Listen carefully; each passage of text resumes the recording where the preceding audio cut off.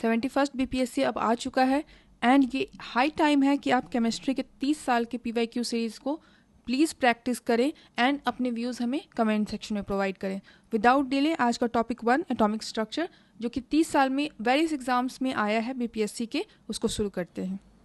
Question number 1, which of the following elements does not contain neutrons? Oxygen, nitrogen, hydrogen, none of the above या more than one of the above या copper? तो कौन सा होगा? तो आपका हो जाएगा हाइड्रोजन, क्योंकि हाइड्रोजन का जैसे 1 नंबर में अगर हम लोग हाइड्रोजन देखते हैं तो हाइड्रोजन में का जो प्रोटियम है आपका, प्रोटियम का क्या होता है स्ट्रक्चर 1H1, ओके, एंड इसमें नो न्यूट्रॉन, ठीक है। बस चलिए, who was the first one two propose a model for the structure of an atom? E Goldstein, Rutherford, Niels Bohr या जे थॉमसन? तो ये आपका कब पूछा गया है? सेकंड नंबर जो आया है वो 2024 के पेपर में आया है, 78 बीपीएससी के प्री एग्जाम में। इसका आंसर क्या होगा? J Thomson, okay. सो ये अब क्या है कि the first person to propose a model for the structure of atom कौन थे? J Thomson. तो 1898 में थॉमसन ने ये बोला कि जो एटम होता है वो एक यूनिफॉर्मली चार्ज्ड स्फीयर होता है, ओके, जिसमें आपका जो ये क्या कहते हैं, जो पॉजिटिवली चार्ज आपका पार्टिकल है, प्रोटॉन है, वो यूनिफॉर्मली डिस्ट्रीब्यूटेड होता है और इलेक्ट्रॉन्स ऐसे अरेंज होते हैं कि एक स्टेबल इलेक्ट्रिक कॉन्फ़िगरेशन अचीव हो पाए। और इसी को बहुत लोग प्लम पुडिंग मॉडल भी कहते हैं, प्लम पुडिंग मॉडल, जिसमें आप समझ लीजिए कि एक वाटरमेलन आप लोगों ने देखा होगा, तो इसमें जो रेड पार्ट होता है वो आपका प्रोटॉन हो गया और जो बीज होते हैं वो आपके इलेक्ट्रॉन है, और वो ऐसे अरेंज रहते हैं कि ओवरऑल ये न्यूट्रल रहे, ठीक है। और ये किसके द्वारा दिया गया था? तो J Thomson, okay. Question number 3, Dalton's atomic theory successfully explained law of conservation of mass, law of constant composition, law of radio active, law of multiple proportion. इसमें से कौन सा होगा? कौन सा सही है? सक्सेसफुली एक्सप्लेन्ड का मतलब है कौन सा उन्होंने सही से उनका थ्योरी एक्सप्लेन करता है। तो बेसिकली उनका थ्योरी क्या क्या एक्सप्लेन करता है? सबसे पहले तो कंजर्वेशन ऑफ मास, क्योंकि उनका कहना था कि जो मास है ना वो कभी भी क्रिएट या डिस्ट्रॉय नहीं हो सकता है केमिकल रिएक्शन में, ठीक है। तो हमारा ये तो समझ में आ गया कि law of conservation of mass सही है। उसके अलावा क्या हो जाएगा आपका? क्या लॉ ऑफ कांस्टेंट कंपोजिशन किसने दिया था? तो लॉ ऑफ कांस्टेंट आपका जो प्रोपोर्शन था वो आपका दिया था जोसेफ प्रॉस्ट ने। तो अगर मैं यहाँ पे लिख दूँ 3rd नंबर, जोसेफ प्राउस्ट ने 1799 में उन्होंने लॉ ऑफ कांस्टेंट कंपोजिशन दिया था, और उसके हिसाब से भी यही बोला गया था कि जो एलिमेंट्स होते हैं वो हमेशा ही एक फिक्स प्रोपोर्शन में आपका एग्जिस्ट करते हैं, ठीक है। चलिए, उसके अलावा लॉ ऑफ रेडियो एक्टिव, तो लॉ ऑफ रेडियो एक्टिविटी जो है हमारा हेनरी बेक्वेरेल ने दिया था। रेडियो एक्टिविटी वाला अगर मैं बात करूं, रेडियो एक्टिविटी तो किसने दिया था? ये हेनरी बेक्वेरेल, ठीक है। ये कब दिया था इन्होंने? 1896 में। और मैडम क्यूरी ने भी, तो वो आपको याद रखना होगा। तो मतलब 3rd तो गलत है। And law of multiple proportion का क्या कहना था? Law of multiple proportion was given by John Dalton in 1800 आपका 3, ओके। और इसके हिसाब से अगर दो एलिमेंट जो है वो कंबाइन करते हैं to form more than one compound, तो जो एलिमेंट का मास है ना जो आपका, वो in the term of whole numbers होता है, ठीक है। जैसे अगर आप CO2 बोलें तो जो एलिमेंट्स कंबाइन हो रहे हैं वो होल नंबर्स में हो रहे हैं, एक ये दो वो, ऐसे करके हाफ हाफ नहीं होगा। तो दैट्स हाउ वी नो कि ऑप्शन सी सही होगा, ठीक है। Particles which can be added to the nucleus of an atom without changing its chemical properties are neutrons, electrons, protons, more than one of the above या none of the above. तो क्या होगा? कौन सा ऐड करने पर nucleus में atom का आपका केमिकल प्रॉपर्टीज चेंज नहीं होता है? तो इसका आंसर होगा आपका, क्या वो इलेक्ट्रॉन है? नहीं। क्या वो प्रोटॉन है? नहीं। तो क्या होगा उसका आंसर? न्यूट्रॉन होगा। और ऐसा क्यों होगा? क्योंकि न्यूट्रॉन जो होता है वो न्यूट्रल पार्टिकल्स होता है, तो वो न्यूक्लियस में ऐड कर सकते हैं, तो उससे उसका मास जरूर चेंज होगा लेकिन केमिकल प्रॉपर्टी चेंज नहीं होगी, ओके। चलो क्वेश्चन नंबर 5 पे आते हैं। तो positively charge particle at the centre of an atom is called. अब ये बताएं कि ये आपका कितना आसान सा क्वेश्चन है, कब पूछा गया था? 63rd बीपीएससी में पूछा गया था, जो कि 2017 में हुआ था। तो इसका क्या होगा? पॉजिटिवली चार्ज कौन सा ये होता है आपका सेंटर पे? प्रोटॉन होता है, न्यूट्रॉन होता है, इलेक्ट्रॉन होता है या न्यूक्लियस होता है? तो क्या वो प्रोटॉन होता है क्योंकि वो सेंटर में है? तो लेट्स सी, नहीं, क्योंकि वो क्या होता है, वो न्यूक्लियस होता है। Very good. तो अब हम लोग आगे बढ़ते हैं। The components of an atomic nucleus are, कौन सा होता है? Electron and proton, electron and neutron, proton and neutron, proton neutron and electron. ये क्वेश्चन नंबर 6 आपका कब पूछा गया था? तो 44th बीपीएससी में पूछा गया था। और इसका आंसर क्या हो जाएगा? तो इसका आंसर हो जाएगा प्रोटॉन एंड न्यूट्रॉन। क्यों? क्योंकि देखिए जो आपका न्यूक्लियस होता है ना, वो बीच में सेंटर में होता है और वो स्मॉल होता है, डेंस होता है और उसमें प्रोटॉन और न्यूट्रॉन होते हैं, ठीक है, उसके कारण उसको मास आता है। ओके, विच सब atomic particle has negligible mass, किस सब एटॉमिक पार्टिकल में नेग्लिजिबल मास है? न्यूट्रॉन में, प्रोटॉन में, इलेक्ट्रॉन में, मोर than one of the above या नन ऑफ द अबव? क्या इसमें कोई भी ऑप्शन नहीं है? तो अब आप ये सोचें कि किस में नेग्लिजिबल मास होता है? क्या वो न्यूट्रॉन में नेग्लिजिबल मास होता है? क्या हम लोग चेक करें? Let's check. क्या वो ये होता है? नहीं, ये तो गलत हो जाएगा आपका। क्या वो प्रोटॉन है? नहीं, इसमें भी मास होता है, तभी तो न्यूक्लियस में मास होता है, तो आंसर क्या हो जाएगा? इलेक्ट्रॉन हो जाएगा। तो बेसिकली इलेक्ट्रॉन जो होता है एक नेगेटिवली चार्ज सब एटॉमिक पार्टिकल होता है जो कि न्यूक्लियस के चारों तरफ रिवॉल्व करता है, ठीक है। और चार्ज ऑफ न्यूक्लियस क्या होगा? अगर मैं तो चार्ज ऑफ एन इलेक्ट्रॉन क्या होगा? तो चार्ज हो जाता है आपका 1.6 इंटू 10⁻⁻19 कूलम, ठीक है। लेकिन इसका मास कितना हो जाएगा? तो इसका मास हो जाएगा 9 इंटू 10⁻31 kg। तो आप देख रहे हैं कितना नेग्लिजिबल मास है। तो इसलिए कहा जाता है कि इसका चार्ज तो सिग्निफिकेंट रहता है इलेक्ट्रॉन का, लेकिन मास नहीं रहता है। तो ये आपका हो गया क्वेश्चन नंबर 7 का, ठीक है। Which of the following is an incorrect option? The atom is electrically neutral due to the presence of protons and electrons inside the nucleus. Electrons are negatively charged and have negligible mass. Atomic number is the number of protons in an atom of an element. Isotopes are useful as nuclear fuel in medical field, in carbon dating या none of the above. तो इसमें total मिला के कितने हैं? हमें क्या सोच देखना है कि कौन सा इनकरेक्ट है। और इनकरेक्ट के लिए हम लोग को क्या समझना पड़ेगा कि कौन सबसे पहला ही जो क्या ये electrons are negatively charge and have negligible mass, क्या हमने अभी जस्ट नहीं पढ़ा? और इनफैक्ट ये देखिए कितना रिपीट हुआ है। और ये कब पूछा गया है? ये वाला जो क्वेश्चन नंबर 8 है वो 67th बीपीएससी में पूछा गया है। तो ये हो जाएगा, ये तो सही है क्योंकि यहाँ पे इनकरेक्ट बोला था, तो ये आपका इनकरेक्ट नहीं है, ठीक है। क्या atomic number is the number of protons in an atom of, क्या ये होता है? नहीं, ये भी नहीं होता है। तो क्या हमने अभी जस्ट नहीं देखा कि न्यूक्लियस में जो क्या क्या होता है? प्रोटॉन और न्यूट्रॉन होता है। इसका क्या हो जाएगा? The atom is electrically neutral due to the presence of protons and electrons inside the nucleus. और ये बिल्कुल गलत है क्योंकि एटम जो होता है इलेक्ट्रिकली न्यूट्रल इसलिए होता है क्योंकि प्रोटॉन तो होता है आपका न्यूक्लियस के अंदर, लेकिन इलेक्ट्रॉन जो होता है वो एटम में चारों तरफ घूम रहा होता है, वो न्यूक्लियस में नहीं होता है। ओके, चलिए अब 9th number, which fundamental particles are present in the nucleus of an atom? क्या हो जाएगा? न्यूक्लियस में कौन कौन सा होता है? Electron and neutron, electron and proton, proton and neutron, electron only या नन ऑफ द अबव? और ये क्वेश्चन कहाँ कब पूछा गया था? तो 67th बीपीएससी का क्वेश्चन है, 9th नंबर। और इसमें क्या हो जाएगा? Proton and neutron. अभी हमने जस्ट देखा तो रिपीट हो रहा है, क्वेश्चंस बहुत रिपीट हो रहे हैं। I will just request you guys कि आप लोग इसको पूरा देख लें। आप लोग 2x की स्पीड पे देखें, नो वरीज, बट आप लोग देखें ज़रूर, ठीक है, बहुत हेल्प होगा। And I am saying this कि 2 से 3 क्वेश्चंस इससे पक्का आने हैं, ठीक है।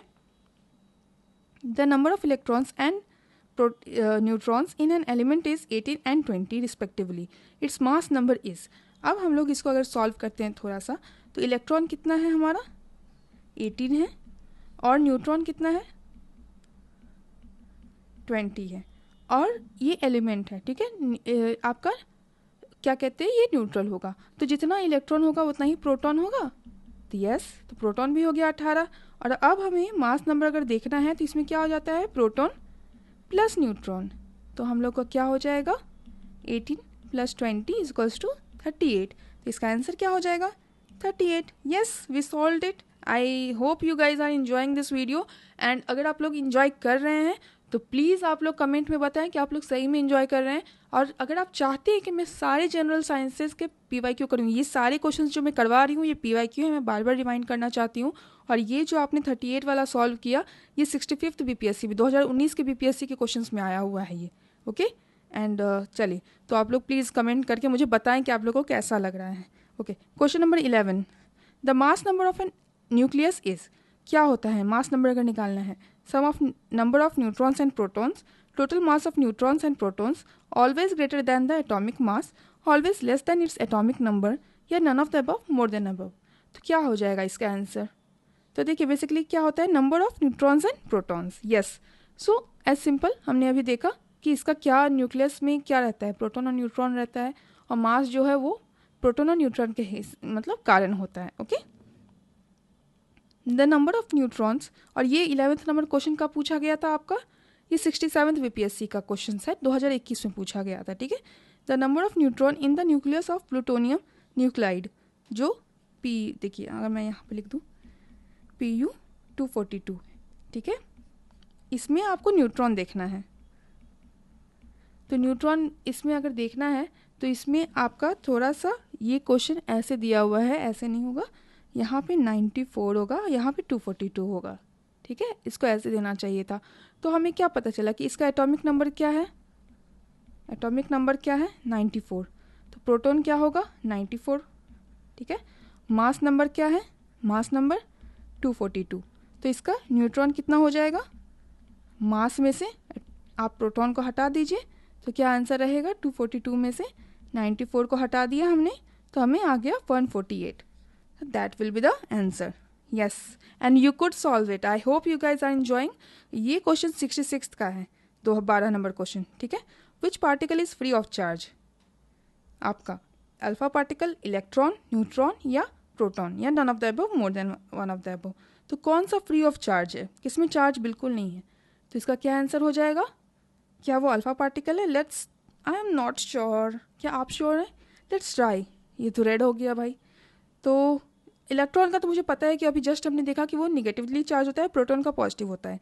तो क्या बच गया? Neutron. It is the right answer. So हम आपको मार्क्स मिल जाते हैं 1 नंबर. ओके, चलें.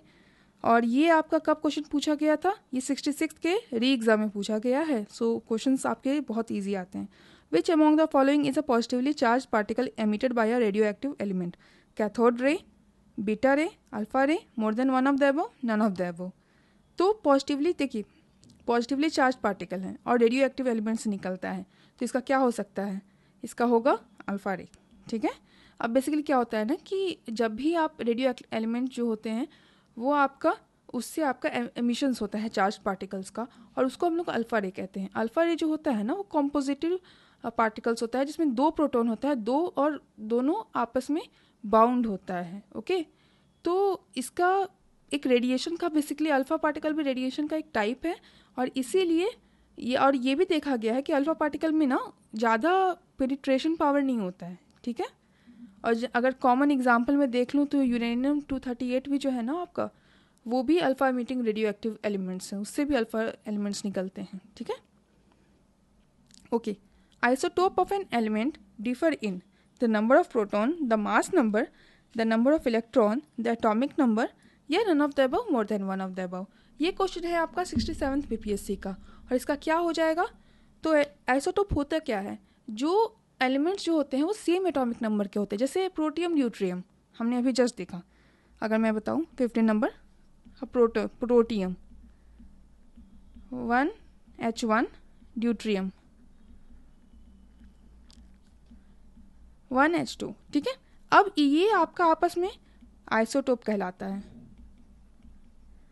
ये क्यों कहलाता है? क्योंकि इसका एटॉमिक नंबर सेम है लेकिन मास नंबर सेम नहीं है. ठीक है, तो ये आपको आइसोटोप कहलाएगा. तो इसका क्या आंसर हो जाएगा? डिफर इन मास नंबर या एटॉमिक नंबर. क्या हो जाएगा? तो मास नंबर हो जाएगा, एंड ये हमारा आंसर हो जाएगा. ठीक है, ये पूछा गया था 67वीं BPSC में. Nuclear fission is caused by the impact of which of the following? Proton, electron, neutron, दोनों, which both A and B, and none of the above, more than above. तो न्यूक्लियर फिजन किसके कारण होता है? Nuclear fission basically होता क्यों है? क्योंकि न्यूट्रॉन्स आपस में टकराते हैं. ठीक है, जब atom of a heavy element neutron से आप उसको टकराते हो तो हैवी एलिमेंट ब्रेक डाउन हो जाता है. फिजन मतलब टूटना. तो जो हैवी एलिमेंट को न्यूट्रॉन से मारो, न्यूट्रॉन इज लाइक अ गेंद, गेंद को मारो, शीशा जो होगा टूट जाएगा. तो वही है. और वो टूट के कितना छोटा छोटा एलिमेंट्स लाइटर एलिमेंट्स में बदल जाएगा और एक large amount of energy release होगा। इसी प्रोसेस को हम लोग न्यूक्लियर फिजन कहते हैं। ठीक है, तो किसका हो जाएगा, किसके इम्पैक्ट से, न्यूट्रॉन्स के। ठीक है, चलें। Which of the following contains the same type of atom, mineral compound, mineral mixture, natural element, none of the above. तो किस में आपका same type of element atom होगा, वो होगा नेचुरल एलिमेंट में। ठीक है, बस ये कॉन्सेप्ट है, ये आपको याद रखना पड़ेगा। और ये आया था 53rd बीपीएससी में, तो ये आपके बहुत इंपॉर्टेंट है क्योंकि 2011 वगैरह का क्वेश्चंस रिपीट हो रहा है। ओके, चलें। Which of the following carries a negative charge, X rays, alpha particles, beta particles, gamma rays. ये आपका 45th बीपीएससी का है और इसका क्या आंसर रहेगा, बीटा पार्टिकल्स। तो बेसिकली अल्फा पार्टिकल जो होता है पॉजिटिवली चार्ज होता है, बीटा पार्टिकल जो होता है हाईली एनर्जेटिक इलेक्ट्रॉन्स होते हैं जो कि न्यूक्लियस से निकलते हैं। ठीक है, और वो निगेटिवली चार्ज होते हैं, उनका नेग्लिजिबल मास होता है, इलेक्ट्रॉन्स के जैसा होता है। अब क्या होता है, गामा रेडिएशंस में जो होता है ना, उसमें फोटोन्स होते हैं और वो आपके लाइट की स्पीड से ट्रैवल करते हैं। ठीक है, एक्सरे का देखा जाए तो ना ही उनका कोई मास है ना ही उनका कोई चार्ज है। गामा रेडिएशन इनफैक्ट जो है बहुत ज़्यादा फास्टली आप वो ट्रैवल करते हैं देन अल्फ़ा और बीटा। ठीक है, तो पॉजिटिव कौन, अल्फ़ा, नेगेटिव कौन, बीटा। तो कौन सा हो जाएगा, beta particle. Okay, which of the following is a electronic configuration of a metallic elements, 28, 287, 288 या 2882। ठीक है, तो अब आप हम लोग एक चीज़ देखते हैं जो आपका ये देखना है, क्या कहते हैं 90 नंबर। अगर हम लोग कॉपर का कैल्शियम का एग्जाम्पल लीजिए, चलिए कैल्शियम का एग्जाम्पल लेते हैं। अगर कैल्शियम का एग्जाम्पल लेते हैं तो एक सॉलिड एलिमेंट है, ये सिल्वर अपीयरेंस होता है उसका, और इसका high melting point, volume point सब कुछ है। ठीक है, जिसमें ये बताता है कि हाँ ये मेटल के रूप में आप इसको कंसिडर कर सकते हो। इसका क्या होगा कॉन्फ़िगरेशन आपका, तो इसका क्या है 2882। ठीक है, 20 इसका एटॉमिक नंबर है। अब इसके पास एक टेंडेंसी होता है कि दो इलेक्ट्रॉन्स को लूज़ कर जाएं और आराम से वो नोबेल गैस की कॉन्फ़िगरेशन में 288 में बना ले।